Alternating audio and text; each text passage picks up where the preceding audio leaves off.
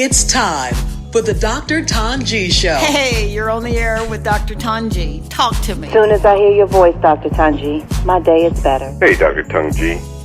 I took your advice and made some changes in my life. And you know what? I've been winning ever since. Thank you for your advice. Now, here's Dr. Tongie. Hey, welcome. Welcome to the show that teaches kingdom principles, that motivate and inspire, and that helps you where you are to where you want to be. On today's show, we will meet an extraordinary woman who is a Harvard graduate, an award-winning author and journalist, and who will discuss her iconic family, her story as one of the first female millionaires in the U.S. that's coming to Netflix. Wow. And that's being produced by Lebron James. Whoa. I know, right? That's kind of large. You're just going to flow through that like LeBron, Netflix, iconic. You know, that's how you wrap up. Like, it's 3 months. Okay, Dr. Tongie. Okay. That's who's coming to your show. Okay. And you already know who we're talking to, right? This is Jeannie Jones. Meow. Kitty of the city. Yes. And then we have a segment called How Did I Get Here? And on this particular segment, we will meet the founder of great-great Productions and how his project was the first movie to stream on Facebook, and find out how he's creating a new wave from New York to Hollywood. Yeah, for creators. Absolutely. Wow. He wants creators to win. Yeah. Okay. Yeah. All right. But before all of that greatness, there is a little housekeeping that we have to do. And I want to talk with you today about the principle of faith. You hear this word all the time, faith. You hear people say, hey, just keep the faith. You hear even your maybe ministers or pastors say, hey, you got to have faith. You got to have faith. But faith is, what is faith? And that's what we're going to deal with today. All right. Faith is a belief. It's a strong conviction. You'll hear most people say, Christians, people say that faith in God. However, I want to go a little further. Yes, we do have that faith in him, but I want you to know the principle behind faith.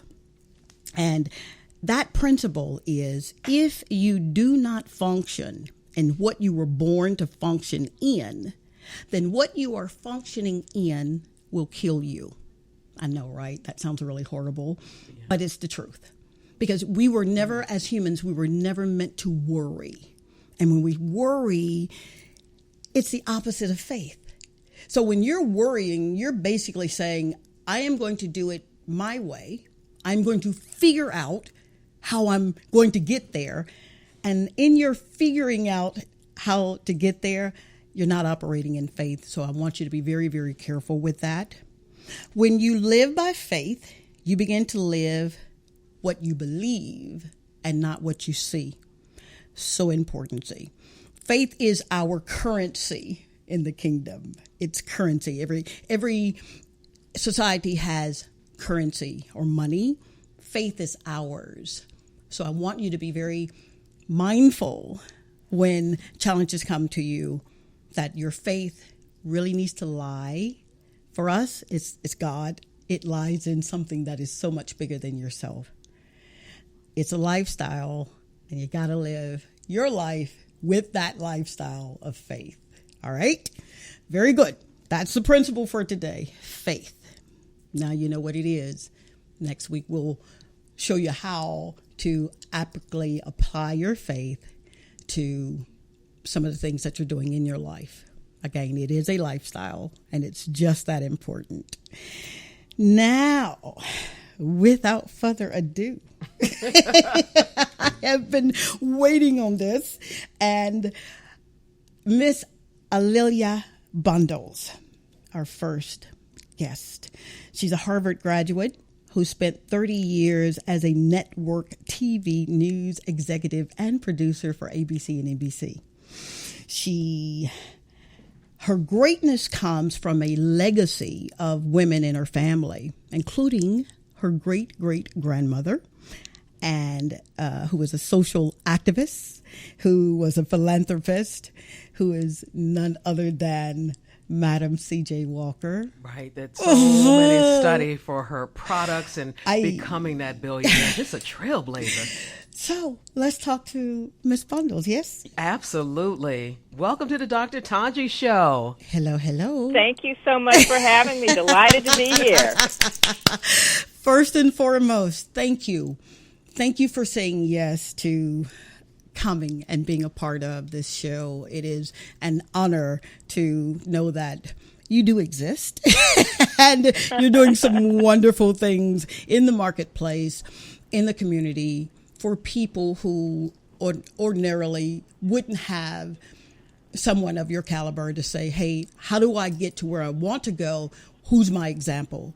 So you're the example. Welcome. Thank you. Well, you are doing really important work, so it's just my pleasure to be here. Thank you so very much. Thank you. And can you talk about, Ms. Bundles, your motivation to educate actually the world? You're a global speaker, and about your legacy, the women in your family, and your responsibility to continue it and how you're doing it. Well, it really is a labor of love and an honor to be able to tell Madam Walker's story. And I grew up in a household with two parents who worked in the hair care industry, so this was just sort of normal for me.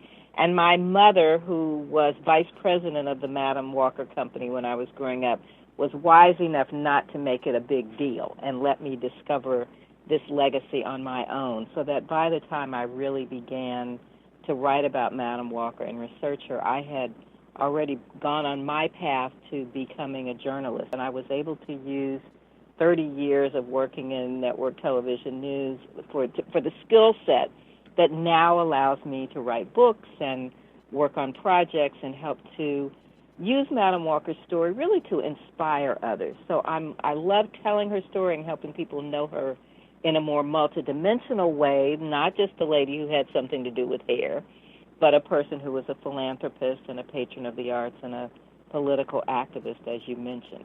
And it's the being able to inspire others that really motivates me.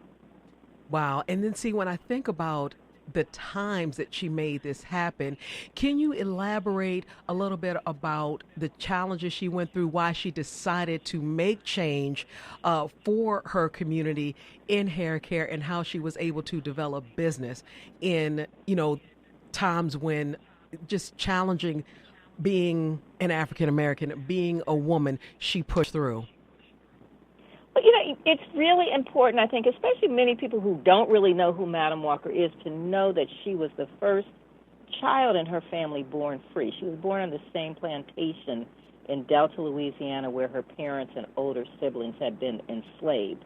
Her parents died when she was 7, so she's an orphan, no advantages in life, moves from Louisiana to St. Louis in the 1880s and works as a washerwoman until she's 38. Her hair begins to fall out, and she develops her products, a shampoo and her wonderful hair grower that healed scalp infections.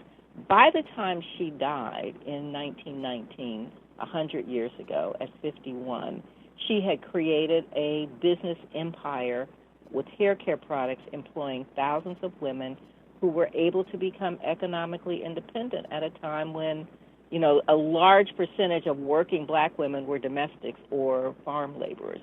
So she really transformed herself and then helped to transform others. That's the motivation and the inspiration in that story, because with so many challenges, right, you're able to push through and then provide for others. And through her legacy story that so many people do talk about in February and the rest of the year during Black History Month, her story is now in pre-production at Netflix with LeBron James being producer, one of the producers, and Octavia Spencer as the lead. How excited are you about that coming to the screen? Oh, beyond. Over the moon. And I've written 4 books about Madam Walker, and the one that is the most comprehensive and detailed is called On Her Own Ground, The Life and Times of Madam C.J. Walker. And that is the book that was optioned for this 4-part Netflix series that will air in early 2020. And this book came out in 2001, so anybody who's been on this book-to-movie journey knows that it has lots of fits and starts. But I think that, the universe made this timing right, because Octavia Spencer is just going to be fabulous as Madam Walker, and how amazing to have LeBron James as a person who has invested his reputation in something like this. Absolutely. Wow.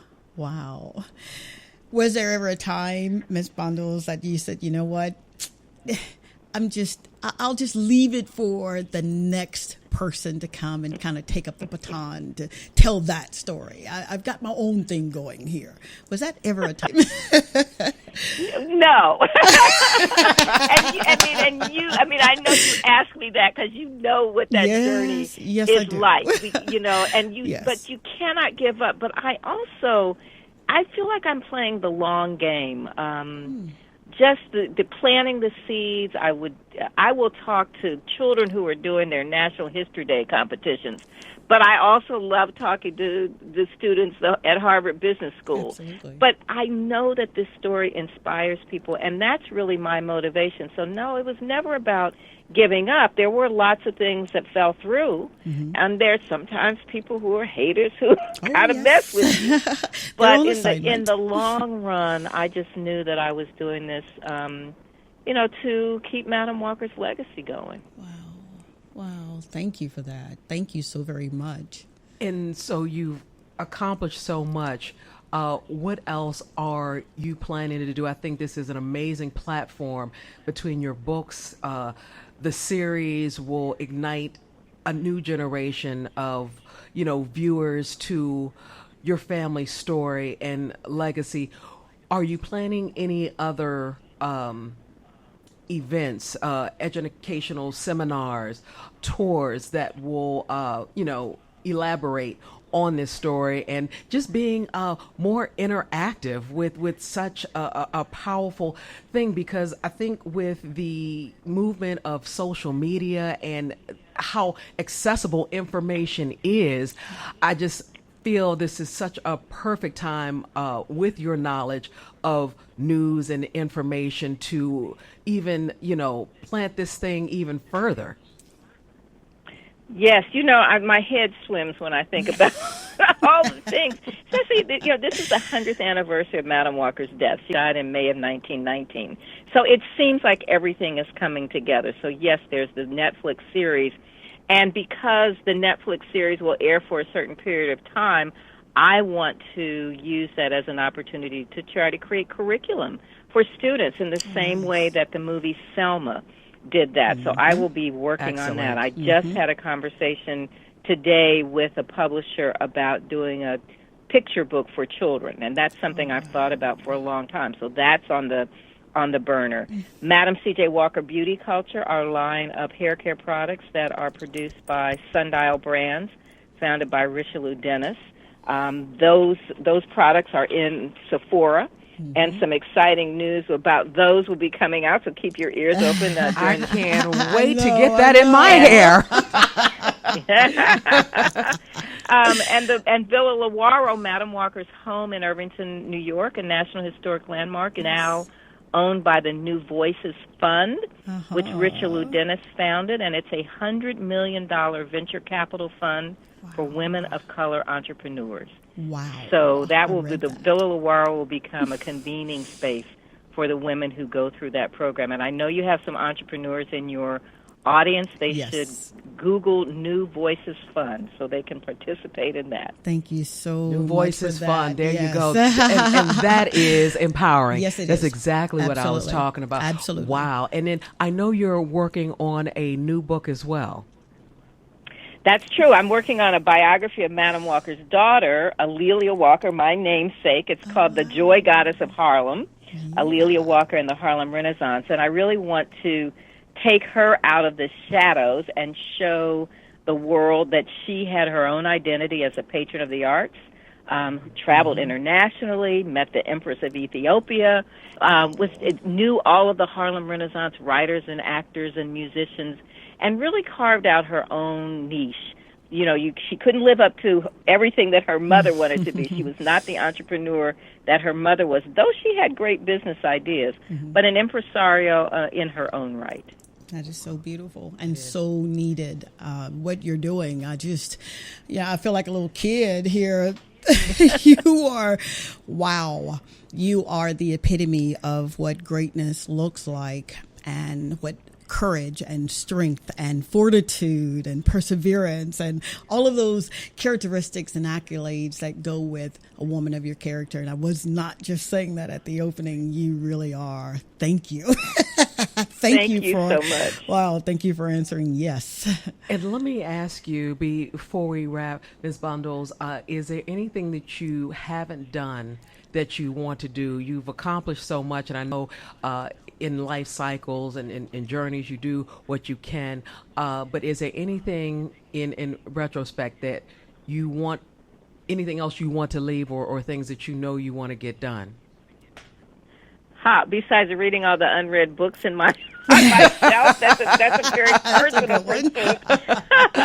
But I think I have one more book that I want to write. I don't ever really want to do another, deeply researched primary source book.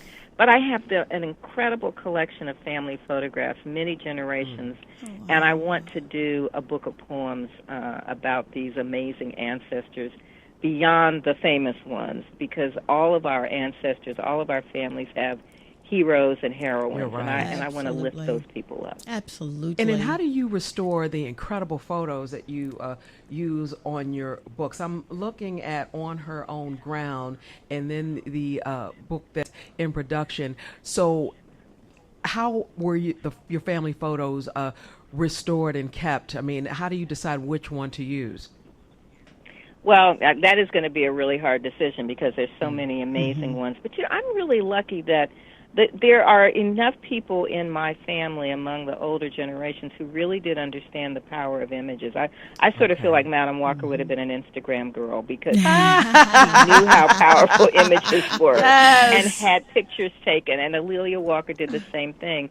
I just, believe it or not, I'm continuing to find some things that were in storage for 50 years I've just gotten that were in my grandmother's apartment. And there are 2 scrapbooks with candid photos of Madam Walker and Alelia Walker that I had never seen before. They're more than 100 years old, but they're in pristine condition. So I just think the ancestors were waiting for me. Absolutely they were. I do have to ask you this. What do you want to be remembered for? A couple of things. I'd like to be remembered for sort of carving my own path and developing my own career as a network television news producer and executive and helping a next generation of young television journalists. And I'd also like to be remembered for taking Madam Walker's story out of the shadows and sharing it with others so that they could see her as a multidimensional person who I hope can still inspire them. Wow. And then, Ms. Bundles, is there any way people can stay interactive with you and with all of the developments that you have going on in media and journalism? Yes, on Facebook and on Twitter. Well, on Twitter and Instagram, I'm at Alelia Bundles, ALELIA BUNDLES. I'm on Facebook, and I have a website that is aleliabundles.com, where I will be posting updates on what's going on. Fantastic. Wow. Thank you. Amelia from the Bundles. bottom. Thank you. Wow. And make sure you look out for that series on Netflix. Oh, not to worry. Octavia's going to rock Jeannie his Madam Jones is C.J. my Walker. airport buddy. I am your airport buddy. I am. Yes. And we're going to be IG girlfriends before it's over. Look, I'm on it. Continue success. Absolutely. And I'm so excited about everything. Thank you so very much. Well, we will stay in touch, and we'll do this again as the movie develops. Okay, well, wonderful. you know what? That's a date. That's done. That's absolutely. done. Thank you again. Excellent. All right. Thank Take care you. now. Thank you. All right. Wow. Lilia Bundles. Wow. And I'm so humbled because, I mean, she paved the way for me as a journalist to break into television, radio, things that we weren't able to do and be comfortable in. Right. I mean, yeah. Wow. You know, so. I know. But well, how are you the great-great-granddaughter of the first female black millionaire, self-made? Because she saw a need, not a trend or anything. She saw a need, and she answered. And that's what the spirit of leadership does. Okay, I don't want to get ahead of myself, but that is what it does. It forces you to ask those questions. How can I serve? Who am I serving? And then get busy serving. Absolutely. And look, that's what Dr. Tongie is all about, this show. If you want to interact, call 323-203-0815. And Dr. Tongie, you have another amazing guest about to come into your lounge who, again, is just breaking barriers and creating opportunities for creators. Kris Hulbert, I mean, how do you have, you're a filmmaker and you have a project with, his was the first film to stream on Facebook. Absolutely. And just still wasn't satisfied with the political, landscape of Hollywood and was like, look, if, as a creator, we want to have some control of voice, but we know that that's not Hollywood's way since the beginning of time, and much hasn't changed. There's a lot of turbulence going on behind that force, but he's going to come and join us to talk about how he's creating a platform for creators to have a voice from New York to Hollywood. And you're doing the same thing in your own right. First, I want to talk about Talk to Tongie is coming Monday. Yeah, we're going to have to go ahead and get this thing done. Your own interactive series and looking out for you no matter where you are in the world, you get to interact. So on Monday. Yes, Monday. What time? 11 o'clock. Okay. How about that? Okay.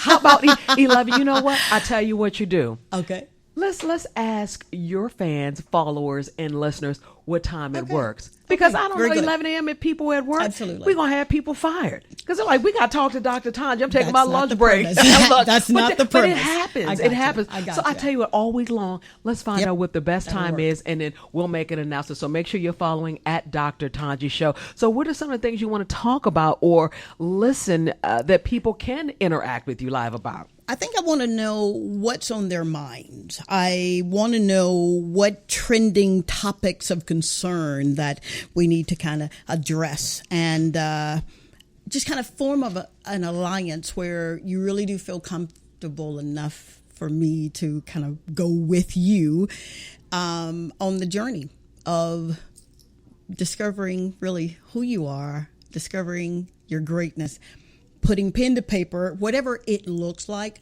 Let's just do it. Let's get it done. Let's let this year be the year that we no longer give excuses. Okay, no longer procrastinating, no longer blaming anyone, saying, well, I don't have, or it's because of that person or that situation. I think we can do this. As a matter of fact, I know that we can do this, and let's get it started. So Monday, we're going to do it. We will do it. All right, so I'll be looking out for the times. Don't disappoint me. Okay.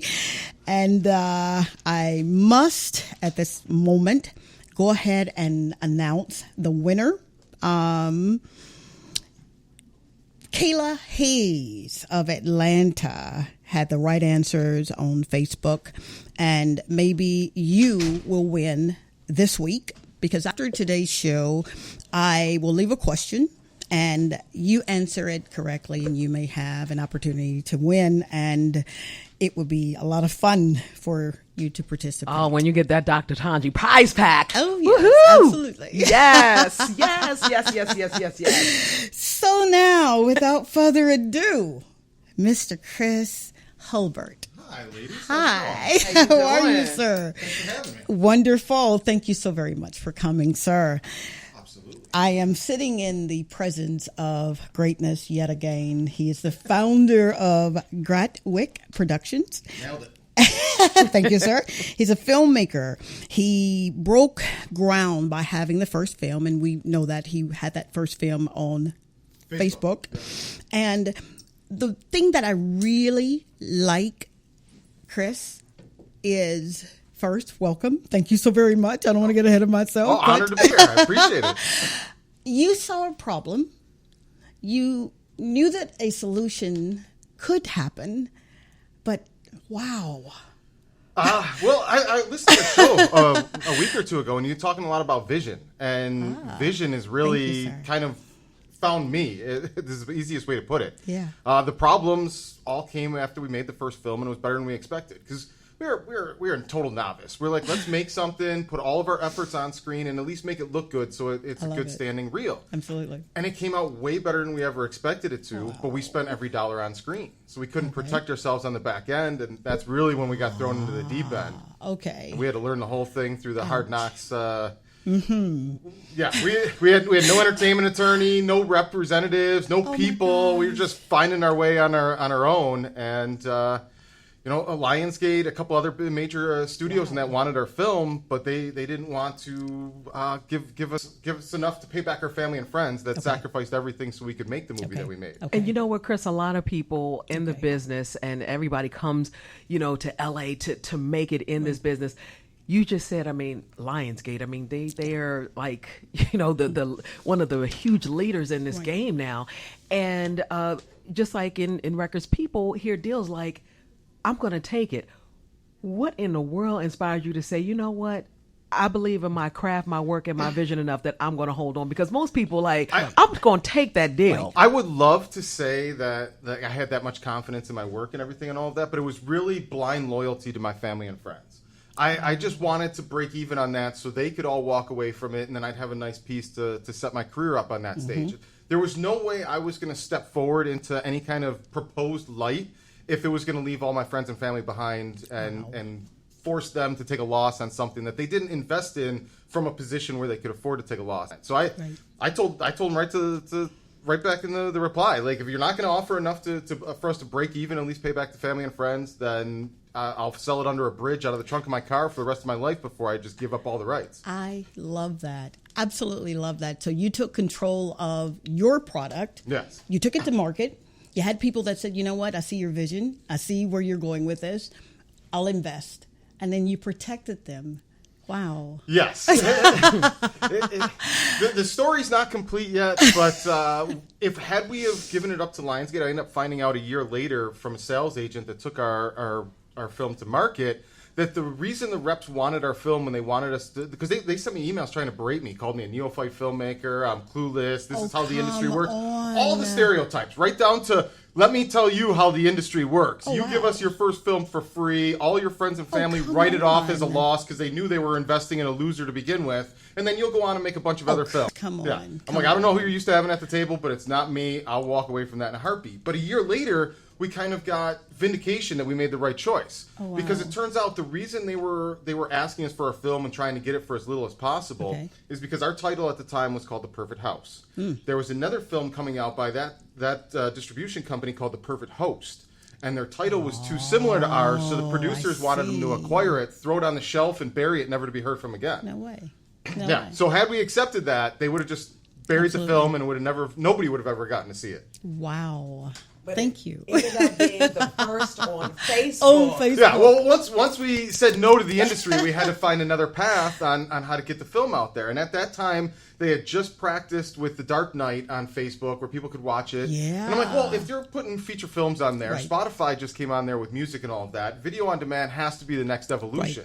So we got in the car and drove all the way up to Facebook, drove through the night, walked in the front door, and we said, hey, we want to talk to somebody in VOD. Come on. Yeah, we had a little pitch packet and everything. But the irony was, they're like, do you have an appointment? And we're like, nope. No. So they took the information, barely waited for us to walk out the door and threw it into the garbage. But somebody chased us out in the parking lot. I love it. And they're like, hey, are you guys the ones that were just here asking about VOD? Yeah. And we're like, yeah. And they go, here's a phone number. Call this person. They used to be a Facebook developer. They're building an app called Flick Launch, and it's going to be a VOD platform on Facebook.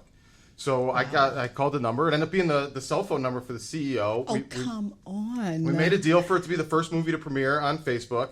Even got covered in Variety magazine. What? And again, I'm still foolish enough to think we got in Variety with no publicist, no agent, no nothing. Somebody's got to call our phone and be like, who the hell are these guys? Right. Exactly. Nope, nobody bothered to talk to us about anything. Wow. Yeah, so we went grassroots again. Wow. Is that when you started going just from state to state? Yes. There was 3 of us left. Andrea, my girlfriend and producing partner, and our buddy Will, that was one of the actors in the film. We all lived together in a house in North Hollywood. We gave up the house, sold what left we could of our belongings. We bought a 1972 RV that had been in a junkyard down in San Diego. It must have apparently been used another script right there. No, this thing was used for drug runs because when you stuck your fingers in the wall, it was so dry rotted you could stick your finger through it and salt would rain down, or salt and pepper. Because they used it to mask the smell when they were bringing it across the board. Is that a hit show you just described right there? So this thing had been sitting there for 20 years. We got it all fixed up, hired a street graffiti artist to paint the whole thing up like our movie poster. And August 27th, 2011, with our last $925, we left LA. This thing got 5.5 miles a gallon.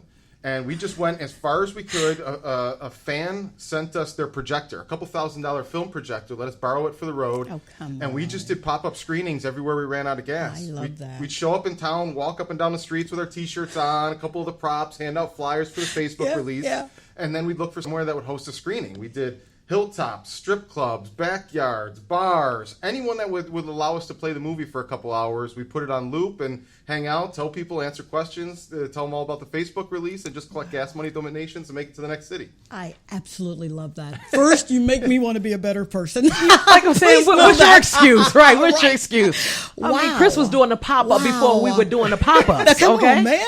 You know? That's incredible. But there's so many regrets, though, because at that point in time, it was the infancy of social media and everything. Okay. And we weren't going around telling everybody, subscribe to us.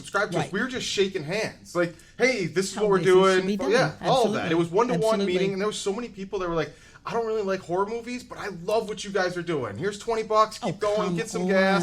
Yeah, it was just amazing. And that was really the seeds of everything that we're trying to build now, where it was all tested, trial and error, meeting people, realizing if we just put our heart and souls into it and jump off the cliff, people are going to catch us. Right. Wow. Right. And that's interesting because, let's to now creating great-great Productions, a transparent production company where you want your investors to actually be involved in every aspect of their producing and productions that come through the company, even down to casting, financing, distribution. So, that's everything Hollywood doesn't want anybody to know. I've never heard of it. So why do it now? And what makes you think that's going to work? This has been a long evolution over the 10 years that we've been doing this on the commitment to transparency. And the real reason for it came from the fact that over the past 10 years, 8 of those years, I was a pariah to the established industry. They loved my IP, they loved my content and all of that, but I was the guy that wasn't going to keep my mouth shut. Okay. If I saw something, I was going to say something. Gotcha. If people were getting abused or taken advantage of, I was going to say something. If you try to take advantage of me and I know my own worth, I'm not just going to open up and take it. Right. I'm going to speak up. So I was a troublemaker. Nobody wanted anything to do with that because you don't know how to keep your mouth shut about the things you're going to see. And I was fine with that because I didn't come here to be accepted. I came here to tell my stories, make my sandbox, and do my things. I don't need their acceptance to get where we're going. So what I really wanted was a sandbox where we could protect the people that played in our sandbox. And if I'm responsible for you, then you're protected under me the same as I would protect my sister, my mother, my friends, all of that type of stuff. It's just, it's where I come from, and it's our kind of, I come from Buffalo, and it's a Northeast mentality, but it's primarily Buffalo. We've got this protect our own mindset, and it's just if it's not on our terms, then I'm not here for the money. I'm here to tell the stories, and if I have to scratch it on the side of a wall underneath a bridge, so be it. Somebody will read it.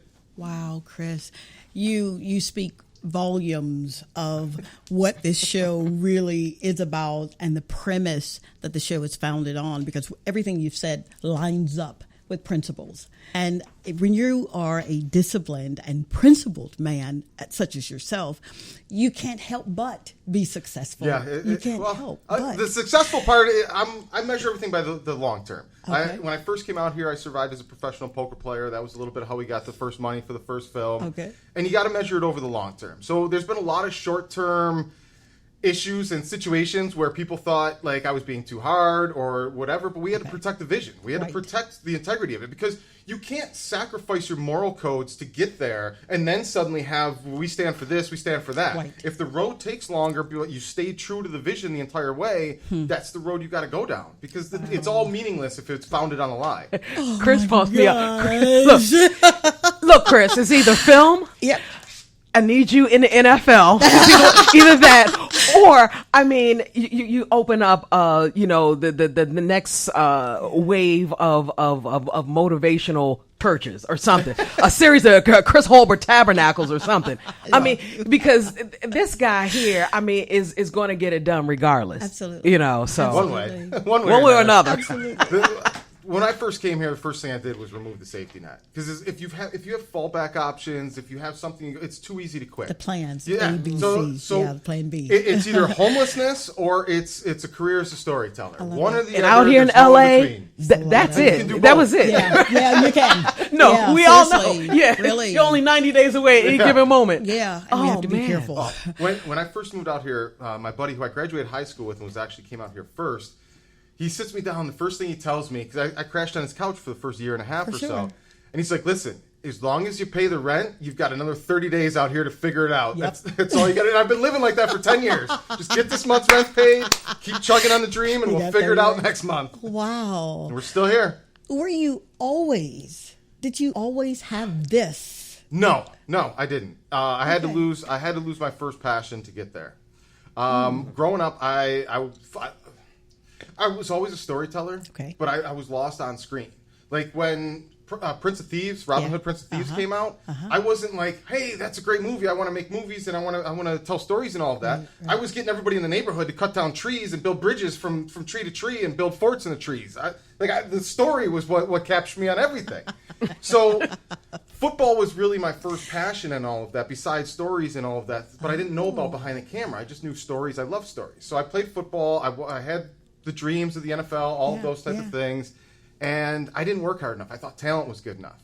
So I just thought my talent would carry the day. And eventually you start running into people that have talent and also work hard. Right. And I didn't get any further than that. And I walked away. I lost the sport. I was drifted for a couple years. And then at 21, I realized I've been empty inside without football. So I got my grades back up, transferred to Buffalo State College, and walked onto the team to try and pursue my dream of being a quarterback. Okay. And at that point in time, I had a great opportunity at it. I came in as a redshirt. The following season, I was competing for the starting quarterback job. And I had, more than anything else, I proved to myself, had I followed my heart all along, I could have done it. Absolutely. Because in high school and all that stuff, the coach's son was the quarterback. There was all sorts of little small-town politics.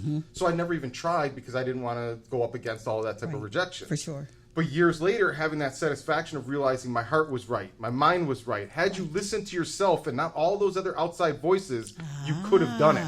And it was at that moment that I realized never again am I going to lose something that I love because I didn't work hard enough for it, because I didn't go after it the entire way. And I don't want to have the same regrets I have for football with this. And you won't. It's done. It's so done. I can sleep at night knowing I've given it my all. Giving it your all, absolutely. Incredible. Absolutely. And then in this journey, Kris, I know, like I said, your passion from an athletic standpoint is also a winning mentality. It has a lot to do with it. You know, me being athlete, track and field. I mean, it's like, that's all we know is the finish line, and we got to win. You just figure it out. But the camaraderie of it too, the work, the collaboration, all of that. There's so much similarities. Right. That cross it is over. with the teamwork, and that's the way it works. If you could go back and talk to Kris in college, what would you tell him now from what you've experienced that would maybe change your course, or would you not? Have you ever heard of something called film school? That's exactly what I tell myself. One of the charities that we're trying to work with back in Buffalo, we are working with, is called YAWNY, Young Audiences of Western New York. And their entire purpose is to introduce the next generation, the K through 12 people, to the arts and the programs. And growing up in Buffalo, something like the arts and the careers in arts, it's so easy to slip through the cracks. It never occurred to me Hollywood was a real place until I was on the Warner Brothers lot working at a desk job. And then I actually got to walk around on my lunch breaks and see production sets for the first time. And it was like, what have you been doing with your last 30 years of your life? You're just waiting for the light to go off. It does make you feel like that, doesn't Exposure is key. Absolutely. Which you don't didn't know. waste time. You did not waste time. I don't ever want you to think, oh my God, I've wasted time. You haven't, because everything was needful for you. Yeah, it does. needful. There's so much of that you don't. Absolutely. You can't find peace with until you have enough distance to be able to look back on it and reassess everything. Because so many of the scripts I've written, so many of the stories I have to tell, so many of the things I want to spend the rest of my life doing are all inspired by those first 30 years, finding my way, stumbling through it all. Wouldn't have the stories I have now without it. Absolutely not. Absolutely not. And then with great-great Productions, the purpose for creators, can you elaborate on what it means to become an investor of great-great and what the plan is? Well, there's only so much I can say right now on the investor side until April, when we'll have more details on that. Okay. SEC regulations and rules and stuff Absolutely. like that. But absolutely, the purpose of great-great Productions is to be an audience-owned studio, to provide the transparent infrastructure that every single artist needs. It doesn't matter how talented you are. If somebody else controls the marketing, the finance, and distribution, they control your career. So once I got that first film made and the light went off and I realized I truly have the ability to be a filmmaker. The first film I made, you measure it against anyone that went to film school, had limited resources and all of those things. And frame by frame, it goes toe-to-toe with those type of things. Now, years later, because I went into that so naive, that I figured out who I was during the process of making that film. So what I really want in this world is an opportunity to prove what I learned, because that one was just finding myself. The next project is going to be the one that really shows who I am as a filmmaker. And everything I've done is to get back onto set to have that opportunity to prove myself. And what I needed most to get back on set was an ethical source of funding. Where can I get the money from that's not going to take over the project, that's not going to meddle in it, not going to stick their fingers in it? So I needed financing. Marketing, our first film, we developed it from the ground up for the marketing team. It was an homage to horror. So there's 3 separate stories all set in the same house, but they're all set in different time periods. And the time period that we set the home ownership in is the same exact styles we used to shoot that segment. I love it. So the first one's in the 60s. It's all black and white, Hitchcock, off-camera suspense. Second one's an 80s slasher with a lot of dark humor. And then the third one's more your psychological thriller. So it was built to hand over to the marketing company to use all of this stuff. And then they just did their own thing, slapped a poster on it, renamed it, and then tried to force it out there with no advertising, nothing else. And they do this to everybody at the lower levels. If you're not at the upper echelon, and even then the percentages are so in the establishment's favor that the filmmaker's seeing pennies on a dollar of what's really being earned. So they didn't finance it correctly, or they didn't market it properly, and the distribution side was a complete disaster of predatory behavior. Like every which way we turned, somebody was trying to rip us off. We had a sales agency that had our film at the Cannes Film Market and called me up the first day of the market and said, "There's a bunch of people that have deals on the table, but we want to renegotiate the percentages of your contract." Oh, come on! I'm like, you have to be kidding. So because at that time, with the whole fallout from the Facebook release, all we wanted to do was protect our Facebook release. So you guys distribute all the worldwide rights, just hang on to the Facebook rights. So we had a pure revenue stream for our family and friends. And the goal at that point in time was if every movie we released on Facebook was in the same spot, people would know where to find it. Your marketing costs would go down each time. So these are all the founding principles of what great-great Productions ends up becoming. So we just simply tell them, like, okay, if we're going to give up the Facebook rights, then just tell us what the deals are on the table so we know what we're giving up versus what's being offered. They respond, we don't disclose any of the terms of the deals. Good luck with your project. We're dropping your film. Right there on the table. Killed all the deals. Yeah, just out of spite because we wouldn't stand, because we stood up to their blackmail. Kris, no. Well, just imagine with all of this. So, Kris going through. Right. So all of this came together over the years to become great-great Productions, to become a single source where filmmakers could find the marketing, finance, and distribution that they needed. And with that, we wanted to include the audience in it, create that direct relationship. So if the audience owned the studio, they can have influence over what's getting funded, who's getting cast, and also what charities each project gives back to. I love it. Because the whole thing's founded on a lot of direct distribution models. There's a lot of emerging technologies coming through the pipeline that Hollywood does not want to get adopted. The main one is blockchain distribution. not only does it allow for direct distribution where you can get 100% of the revenue stream rather than give up 30% to iTunes, Amazon, and Google, all of which do nothing for your project. Right. You're giving them 30%. They're not promoting it. They're not marketing it. If anything, they're adding more competition that people can get distracted and lost to see a better film along the way that they're going to go to. Gotcha. So now you've got the direct revenue stream. And then with that, there's something coming along with blockchain that's called smart contracts. Okay. Smart contracts are executed by algorithms.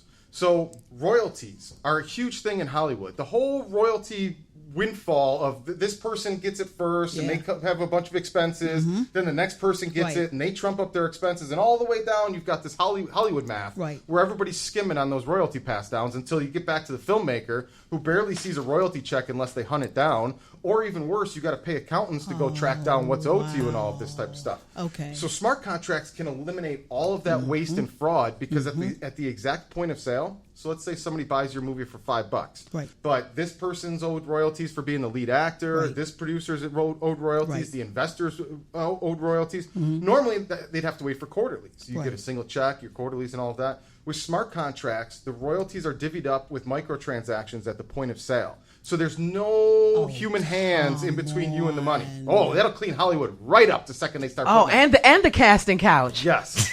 Well, that's part of the transparency element as well. If you're live streaming your auditions and there's 1,000 micro investors watching, it's real hard to play the casting couch game and get that massage to get your 3-picture deal. Accountability is built into the new form of entertainment that we get to offer.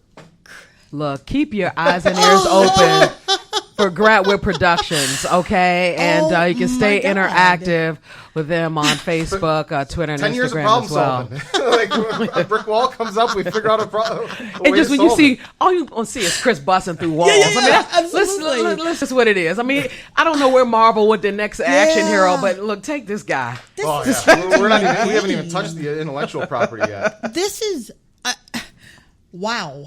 So all of this started with. Wow. All of this started with intellectual property that I feel can compete toe-to-toe with Marvel, Star Wars, Disney, all of those type of things. But not in the superhero realm. Absolutely. I feel there's an impending superhero fatigue coming. The expanded universe that we've created is founded in an alternate reality to our own, where extreme social accountability is the themes of this universe. But any genre can play within there. Okay. So if we're going to tell all of these stories in this whole expanded universe, we needed our Marvel Studios. Absolutely. We needed our infrastructure to support all of that. Absolutely. And now imagine if Marvel committed 30% of all the revenue from each Marvel project back into a digital media fund to invest in other filmmakers and creators. Oh, you're talking about doing great stuff. Just Problems normally solved. great stuff. You're right. Oh, imagine that. All of our internal content that's created by me will commit 30% back to that digital media fund. So all of our revenue from my projects is what's financing and investing in all the other creators that we're supporting and bringing up. Oh, and then see that's the way we need from New York to Hollywood. That's okay. Absolutely. That's all. Just want to be fair and everybody create and be happy, and it's enough that it can be done. It can be done. Yeah, He's doing it. You know what? Get up over that wall. You got to throw the rope back. That's it. Hey, and I'm how glad about you said that. Thank you so throw the very rope much. back. So really, and to a summation of all of what you're doing, you answered the question when someone said that you couldn't do it. When someone said it could not be done, you didn't argue with them. We argued for a little. Okay, while. all right. You see this person? Look, Dr. Tongie, I don't know about that. I mean, argued in the fact that slandering their name. No, we argued for their best interest. Okay. Like, let me help you do a better way. Absolutely, and you're doing it, and so many people are going to be blessed because of what you're doing. And that's really the goal. Is it doesn't have to. You don't have to come to Gratwood to do it this way. Right. We're not trying to hog the way, the business model. Right. We're trying to prove that this way can be done. Because really where I think it's going is every creator or every brand of content is going to have their own platform, their own digital media platform. You're not going to need the Netflix because Netflix is going to have their own stuff. Just like Disney pulled everything out of there and created a Disney platform. Right. That's where it's all going. The Facebooks, the YouTubes, the Vimeos, all of that stuff is a stepping stone to having your own platform and not having to rely on the third party. Absolutely. Look at what's happening to the YouTubers. They're losing revenue streams. They're getting censored now based on who comments on their comment. Are you kidding me? I have to be responsible for the people, these that maniacs commenting on my stuff? Right. Oh. Absolutely. Absolutely. You're always going to be at somebody else's mercy if you're using their platform. Absolutely. So basically you're saying, listen, guys, I'm doing it. This is how it's done, or a model of how you're welcome to help us build this one and have use of it, or you're welcome to do exactly what we're doing and build it for yourself. Perfect. Thank you, sir. Thank you. Kris Thank Hulbert. you. Kris Hulbert. Thank you. Ah, look, Kris just makes me want to just go tear I know. down. Look, what are we going to do next? Like, let's do it now. Let's do it right now. That's what it's all about, Dr. Tongie. I'm telling you. I am telling you. An amazing person. Thank you, sir. I appreciate Thank it. you. It's all started because I didn't want to fetch coffee. Because you didn't want to fetch coffee. Thank you for not Kris, wanting like, to get your own fetch damn coffee. Thank you, ladies, so much for having me in here. Absolutely. Always. And make sure you stay interactive at Dr. Tongie Show.